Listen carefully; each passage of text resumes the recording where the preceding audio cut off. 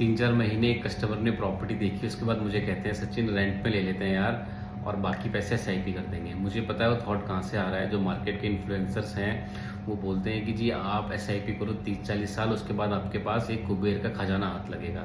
भाई उससे बोलो कि 30-40 साल तक मैं रहूँगा कहाँ, रेंट के घर पे रहूँगा।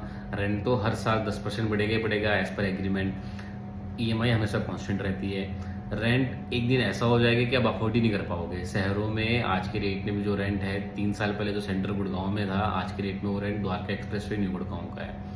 वही 3 साल बाद वो रेंट आपका मानेसर से आगे और आपका बाकी के आउटर लोकेशंस में होगा। तो रेंट हर साल बढ़ना ही बढ़ना है, ईएमआई कांस्टेंट रहनी है।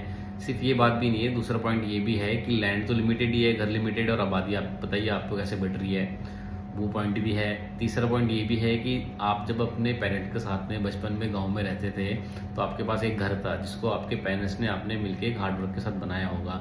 उसमें सारे सुख दुख सब एक साथ में रहते होंगे, सब आपकी बैक ऑफ द माइंड में मेमोरी होगी। आप भी तो चाहते हो कि ऐसा एक फैमिली आप अपने बैक ऑफ द माइंड अपने बच्चों के साथ में उस घर पे सारी यादें आपके रहें। रेंट के घर पे तो शिफ्ट होते रहोगे, यादें क्रिएट ही नहीं कर पाओगे। तो सिर्फ एक रियल एस्टेट इन्वेस्टमेंट नहीं है, आपके एक टेंजिबल एसेट है, एक फीलिंग्स है घर आपका। प्लस पैसा तो बढ़ ही रहा है, गुड़गांव में इन्वेस्ट करोगे तो पैसा बढ़ेगा ही बढ़ेगा, कोई पॉइंट ही नहीं है। अब जो इन्फ्लुएंसर आपको ये चीज़ें बोलते हैं उन्होंने सबसे पहले घर ही लिया होगा, उसके बाद आपसे बातें करते हैं, क्योंकि बातें करने के पैसे मिलते हैं।